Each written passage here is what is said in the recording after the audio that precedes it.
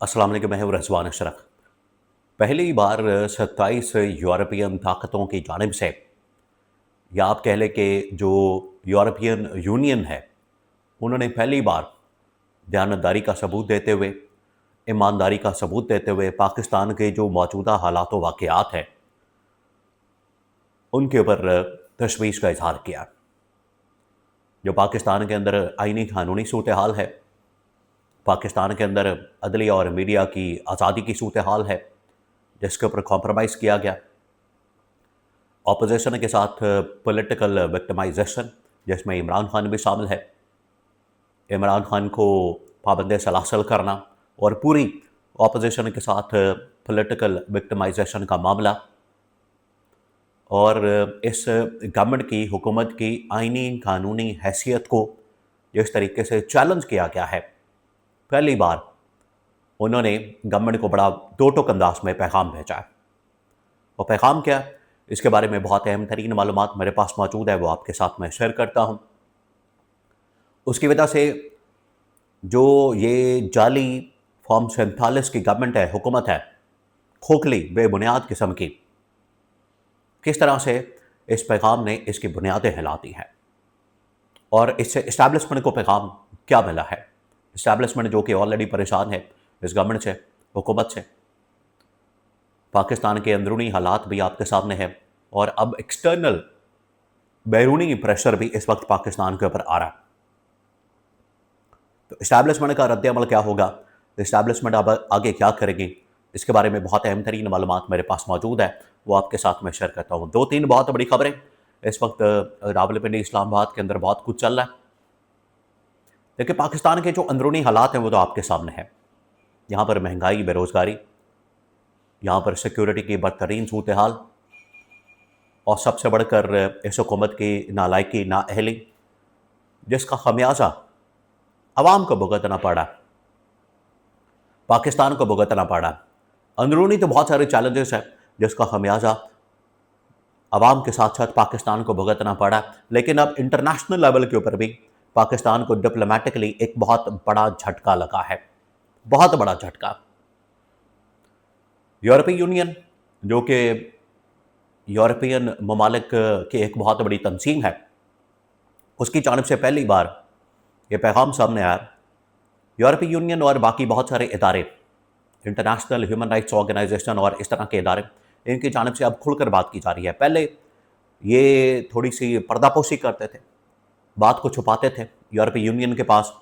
इसके अलावा जो इलेक्शन मॉनिटरिंग करने वाली जितनी भी तंजीमें हैं और बड़े बड़े आलमी इदारे, उनके साथ गवर्नमेंट ने बाकायदा तौर पर एक पैचअप करके रखा था, उनके साथ एक मुकम्मल करके रखा था। तो 2 साल, 2-2.5 साल, अब तकरीबन 2.5 साल मुकम्मल हो चुके हैं। 5वां बजट शहबाज शरीफ पेश कर चुका है।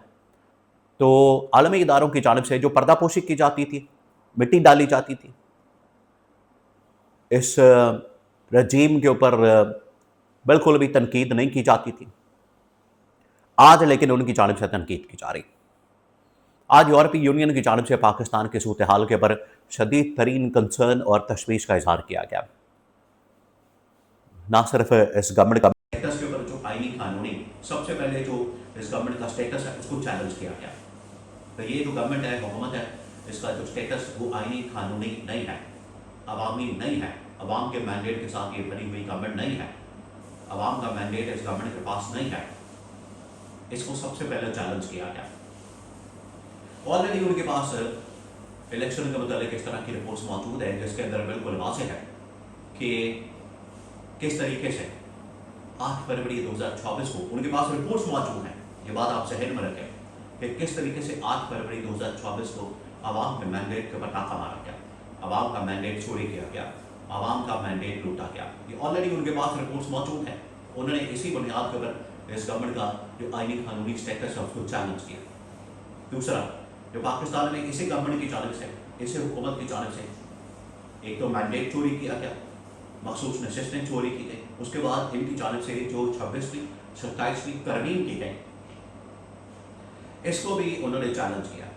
उन्होंने कहा कि इसको वापस किया जाए, ये बिल्कुल भी काबिल कबूल नहीं, ये बिल्कुल भी एक्सेप्टेबल नहीं। इस तरह से ये तरमीम की गई, जिस तरह से गैर कानूनी एक डिफेक्टो गवर्नमेंट की जानिब से ये जो तरमीम की गई, ये इनका हक ही नहीं था, ये इनके पास राइट ही नहीं, ये इनके पास इस चीज़ का हक ही नहीं। किस तरह से ये तरमीम कर सकते हैं? हमेशा जो तरमीम की जाती हैं, एक तो अवाम की उमंगों के मुताबिक, अवाम की ख्वाहिशात के मुताबिक, अवाम की ज़रूरियात के मुताबिक की जाती हैं और अवाम के मैंडेट और सपोर्ट के साथ की जाती हैं। दोनों चीज़ें यहाँ पर मिसिंग हैं।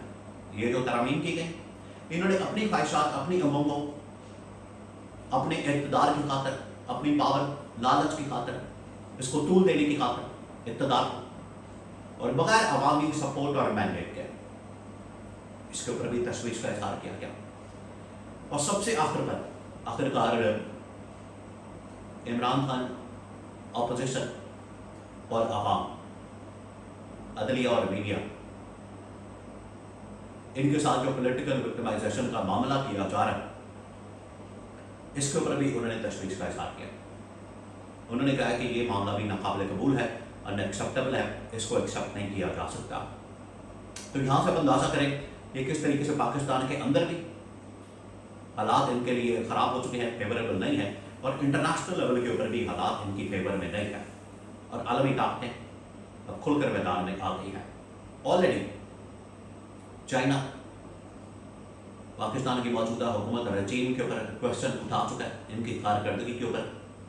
सऊदी अरब, अमेरिका, यूरोपियन ताकतें, बड़ी बड़ी आलमी ताकतें इनकी क्रेडिबिलिटी के ऊपर, इनकी आईनी कानूनी हैसियत के ऊपर, स्टेटस के ऊपर सवाल उठा चुके हैं। इसी वजह से देखिए, अब ये जो यूरोपीय यूनियन की जानिब से कहा जा रहा है, इसकी वजह से इकॉनमी को एक बहुत बड़ा झटका लग सकता है, क्योंकि जो GSP+ स्टेटस है, GSP+ स्टेटस ये है कि आप जब यूरोपियन ममालिक में एक्सपोर्ट करते हैं तो आपको वहाँ पर बहुत ज़्यादा रिलीफ मिल जाता है टैक्स की मद में।